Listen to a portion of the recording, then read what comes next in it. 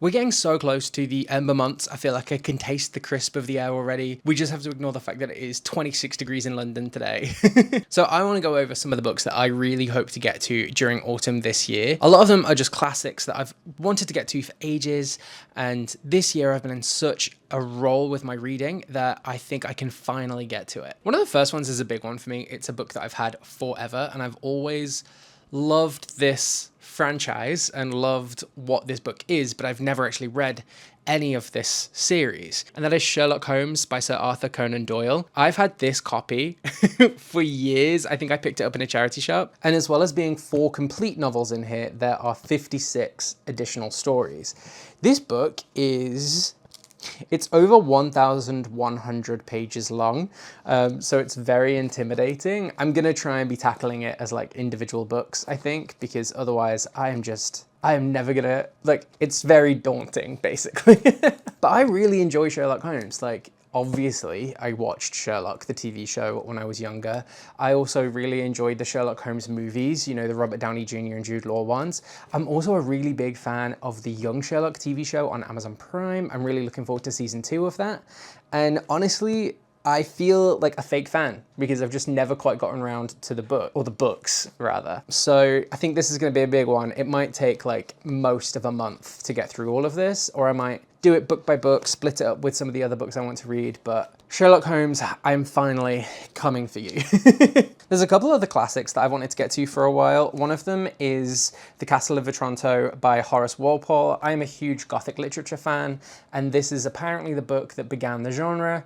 I've had this again for ages and I've just never got around to it, which is crazy because it's actually very small. The last one was over 1,100 pages. This one, if I actually finally get to the end of the appendix, the book itself is 100 pages. I think that's manageable. I actually don't know why I've been putting it off if the book itself is just 100 pages, but I do really want to read it. Another classic that I've had on my books, another classic that I've had on my shelves for ages, and it has actually become a bit of a hit book this year somehow, Crime and Punishment by Dostoevsky. I've seen loads of people talking about this year, and I kind of forgot that I had this hidden away on my shelves. So I've pulled it out. I'm really looking forward to reading it. I don't know why, but for ages I just didn't even realize that it was a novel. It makes me feel very silly. But it's about a murder in St. Petersburg, and it just sounds very broody and dark.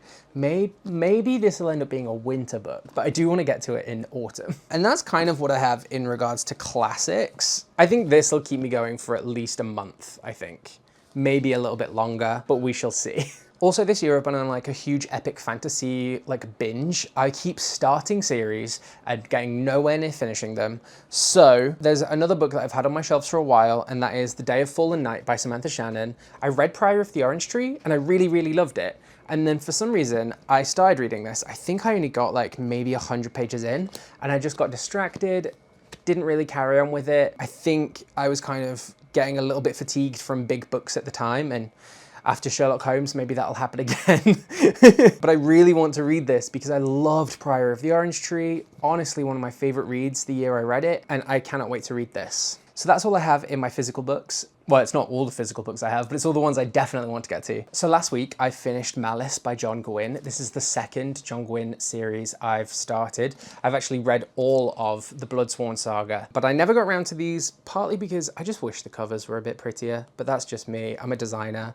But Malice by John Gwynne was absolutely incredible. Could not stop reading it, couldn't put it down. It's such boy fantasy. I just really enjoyed it. It's dark, it's ridiculous, it's violent. So that was book 1 in The Faithful and the Fallen. And I believe there's 3 more. So there's Malice, there's Valor, there's Ruin, and there's Wrath. And I want to definitely read all of these. I really like the way John Gwynne writes high fantasy. I like the multi-POV. I like the characters. They're really easy to get to know. And I really enjoy that because there's already so much that's difficult. You've got this whole world of things that you're learning, but at least the characters feel at least somewhat comfortable and familiar. Plus, as a kid, I was such a massive Skyrim fan, and this gives me deep Skyrim vibes, so I'm really, really into that. Also this year, I read Assassin's Apprentice. I really enjoyed the world build, and I cannot wait to carry on reading them. That book itself, I felt was a little bit too setup heavy for the series. It didn't feel like it gave me a full storyline within itself. But I'm really looking forward to carrying on with the rest of the world because honestly, it was great. And everyone on TikTok, I keep hearing so many people being like, oh, Fitz and the Fool, I need more Fitz and the Fool. So far, I don't understand how the Fool is such a big character that everyone refers to these books as Fitz and the Fool. And I really have to find out. I feel like I'm out of the loop. I feel I'm getting like some literary FOMO here and I have to know what's going on. But the big series for me that I've been so into is Red Rising. I finished the audiobook of Red Rising a couple of days ago. I've been listening to it like when I'm at the gym, when I'm on runs and stuff, because it's so violent and aggressive. It's weirdly motivational when you're exercising. But no, I really, really loved Red Rising. And everyone keeps telling me that Red Rising is like the worst of the series and it just keeps getting better from there. At the moment, I can't figure out how that's true because Red Rising was amazing. And if that's the worst one, then oh boy, I've got a lot of reading to do and I cannot wait to get going with more Red Rising. I've actually already started the Golden Sun audiobook like immediately after Red Rising, and this is why I'm so glad that I paid for that additional Spotify like add-on to get the extra audiobook hours. Now I get 30 instead of 15 and I use them up every single month, guaranteed.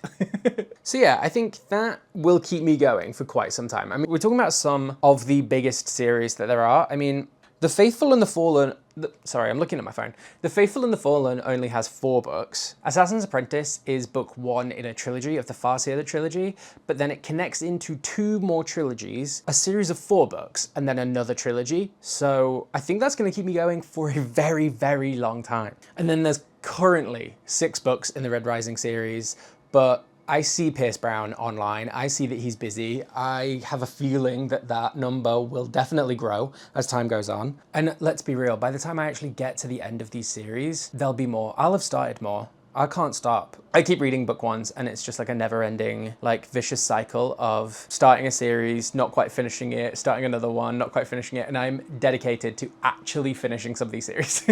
So there we go, that was hopefully my autumn reading list. A few classics and a whole load of fantasy.